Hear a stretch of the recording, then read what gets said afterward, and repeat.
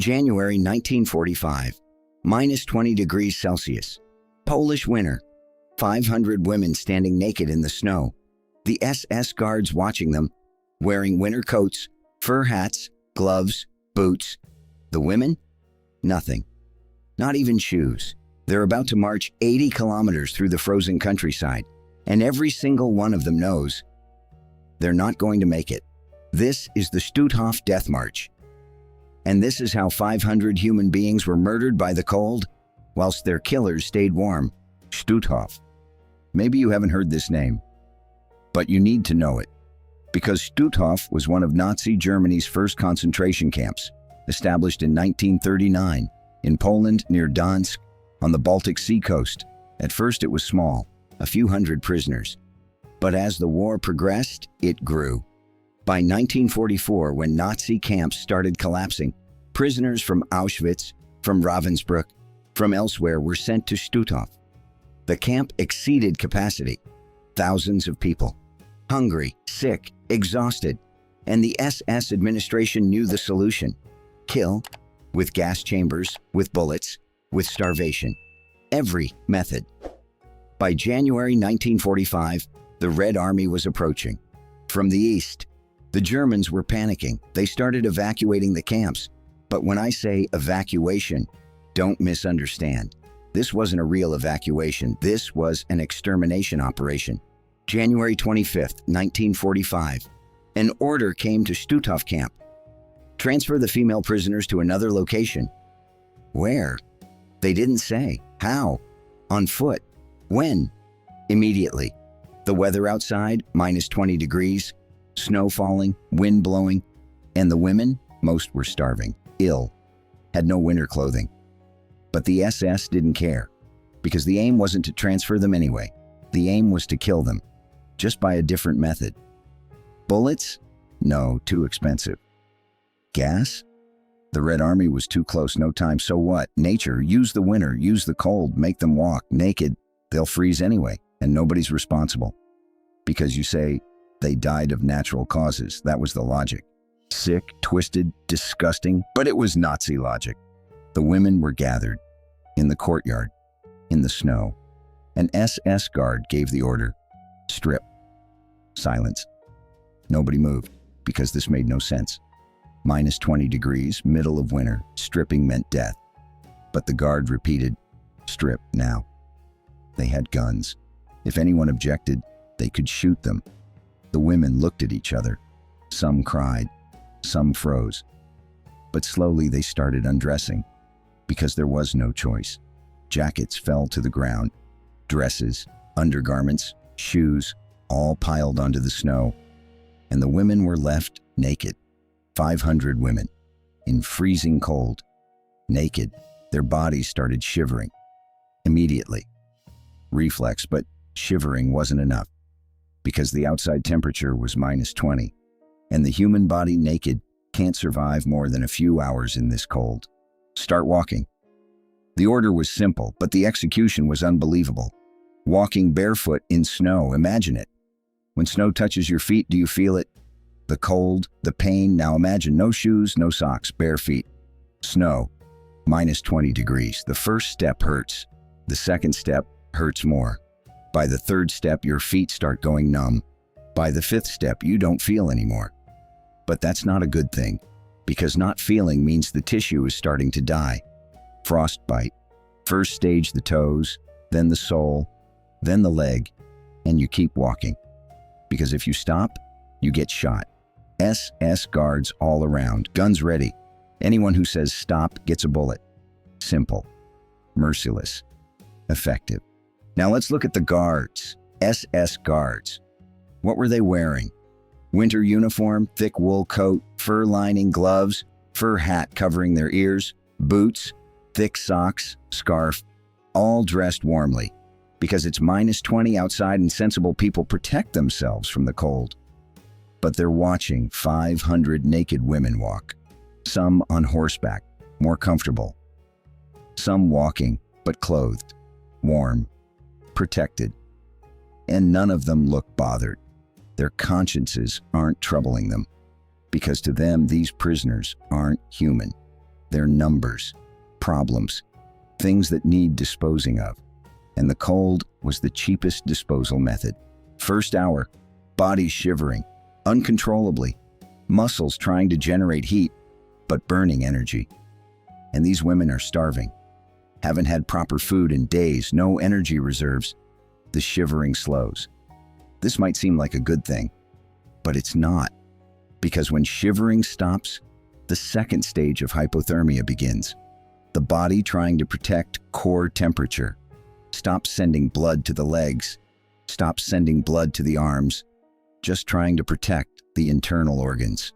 Fingers starting to turn purple, lips blue, skin pale. And the mind? The mind starts getting foggy. Because the brain is cooling too. Decisions slowing, reactions delayed. Some women start staggering, falling, getting up, falling again. The guards shouting, "Get up, walk!" But some can't get up anymore. For them, a bullet. Simple. They continued walking in the darkness of night. Didn't sleep, because sleeping meant dying. In hypothermia, those who sleep don't wake, but some were too tired, too cold. Their eyes closed, collapsed onto the ground, fell asleep. When morning came, they were still there, in the snow, frozen solid, dead. When the sun rose on the second day, how many women remained? Maybe 400, maybe 350. Nobody counted exactly, but the march continued. The route was unclear. The guards just said, "West." Where are we going? We don't know. When will we arrive? We don't know. What happens when we get there? Maybe a camp, maybe a train, maybe nothing. But the truth is this: there was no destination. Because the aim wasn't to arrive, the aim was to die on the way. Do you know the stages of hypothermia? First stage, shivering. Body temperature drops to 35 degrees. Shivering begins. Second stage, shivering stops. Body temperature 32 degrees. Mind becomes foggy. Coordination breaks down. Third stage, 28 degrees. Loss of consciousness. Pulse slows. Breathing becomes shallow. Fourth stage, 24 degrees. Heart stops. Death. These women, naked at -20 degrees, reached the third stage within hours. Some faster, because they were weak, old, ill, some slower. Young, strong, but all were heading in the same direction. Death. Only the speed differed, and the guards knew this. Even if they hadn't had medical training, they knew from experience. Naked human, in winter, a few hours. Result: death. Guaranteed. Some women embraced each other to share body heat. But it didn't help much, because when two frozen bodies embrace, you're just freezing more slowly together. But they embraced anyway. Why? Because they didn't want to die alone. This is what being human means, even in the darkest moment trying to connect. Some talked, in whispers. What's your name? Where are you from? Do you have family? Simple questions, but in that moment they mattered, because they wanted to be remembered by someone. I was here. I lived. I died. But the guards forbade talking. Quiet, walk. Because talking was humanity. And the guards didn't want to see these women as human. Some of the 500 women were young girls, 16, 17, 18 years old, at the beginning of their lives, had never married, never had children, never lived. And now they were dying naked in the snow. Some were mothers, had been separated from their children at the camp. Will I see them again? They were thinking. Answer: no. But they didn't know. They had hope. And that hope kept them going a bit longer. But hope isn't a weapon against hypothermia. It just delays the pain slightly. The result is the same. And those young girls, those mothers, froze in the snow. Their bodies were found later by Polish villagers at the roadside, frozen naked human. But now just bodies, souls gone. Third day, how many women remained? Maybe 100, maybe fewer. The roadsides were filled with corpses, frozen bodies, snow slowly covering them, nature hiding the evidence. But the evidence was still there. Every kilometer, a few more corpses. The road had become a graveyard. And the survivors? They were half dead, continuing to walk, but didn't know how. Like automatons. One foot, then the other. One foot, then the other. Without thinking, without feeling. Because feeling hurt.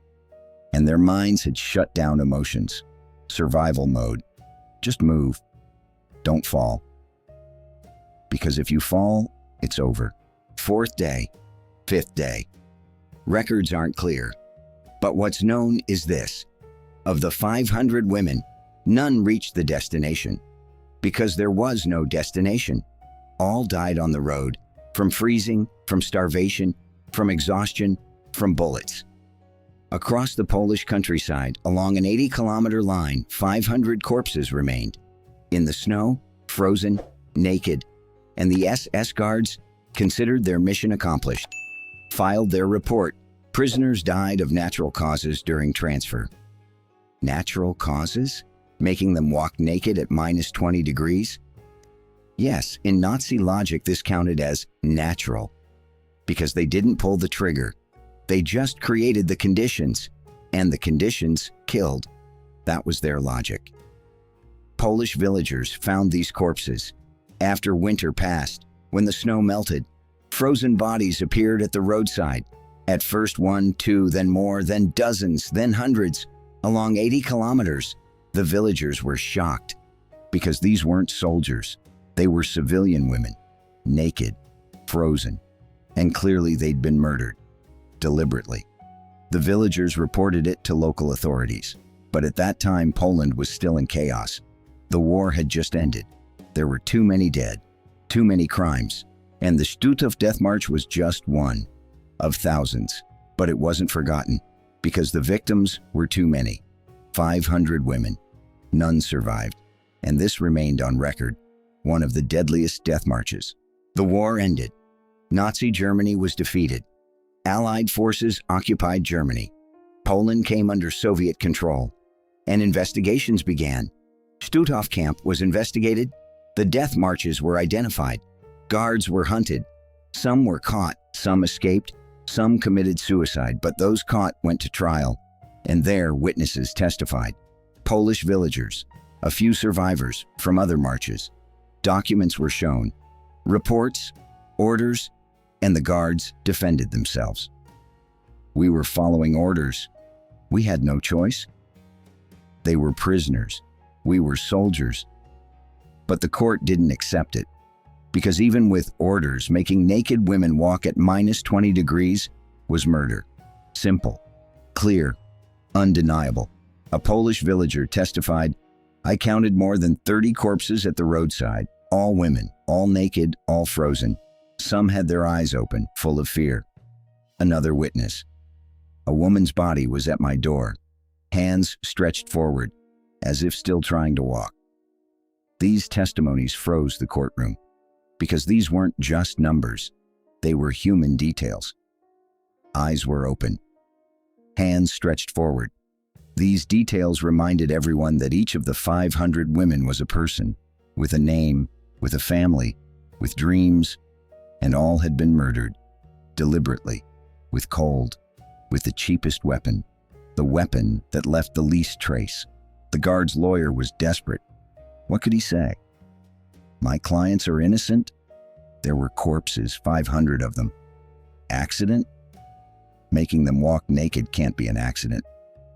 Orders? Orders don't justify committing murder. The only defense, it was wartime. There was chaos. The camp was being evacuated. There was no clothing.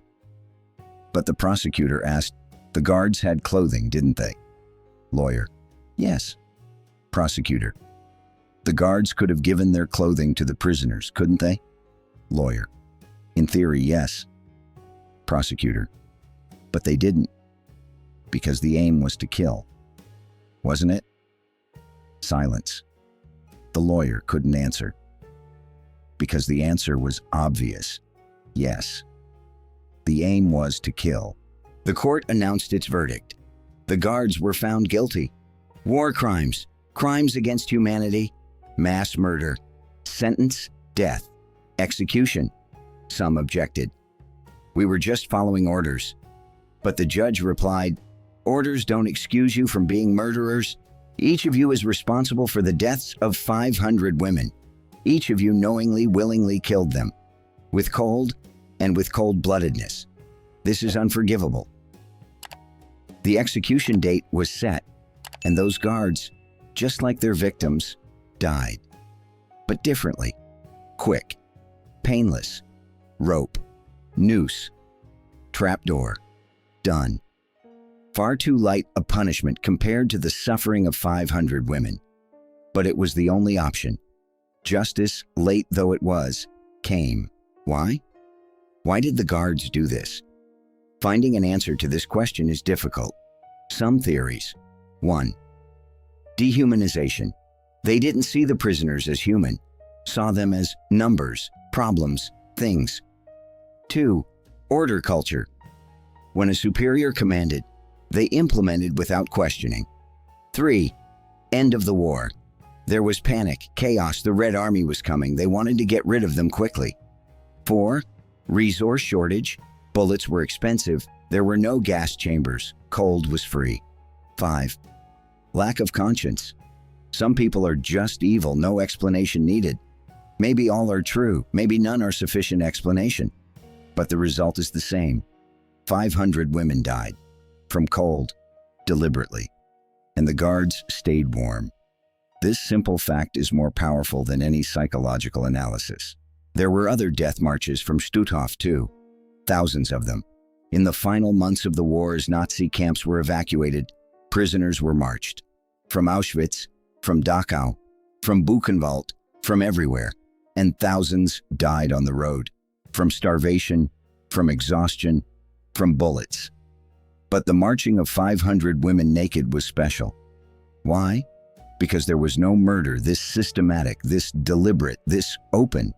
On other marches, prisoners at least had their clothing. But here, nothing. Naked bodies. Minus 20 degrees. This wasn't just killing.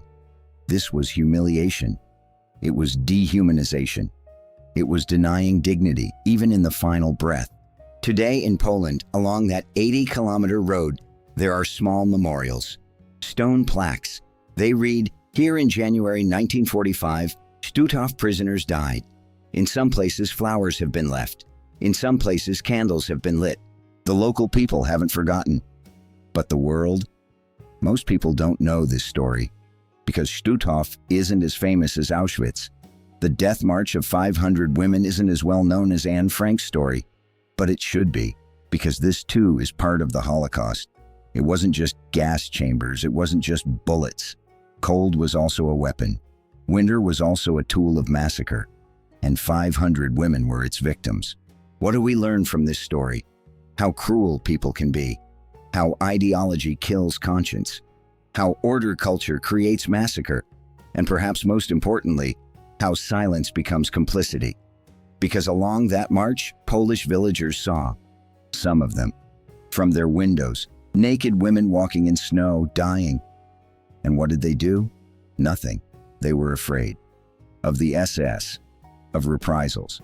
Understandable, but still doing nothing meant contributing to their deaths. This is a painful truth. And it's still valid today. People are still suffering in the world. Massacres still happening. Crimes still being committed. And us? We watch. From screens. From news reports. And most of the time, we do nothing. Not like the Stutthof women. But our silence, like their silence, allows the crime to continue. 500 women. January 1945. Minus 20 degrees. Naked. They were marched. 80 kilometers. None survived. All froze. In the snow. In the Polish countryside. And the guards stayed warm. In their coats. In their gloves. In their boots. They went home. The women didn't return. This is a simple story, but a horrific story.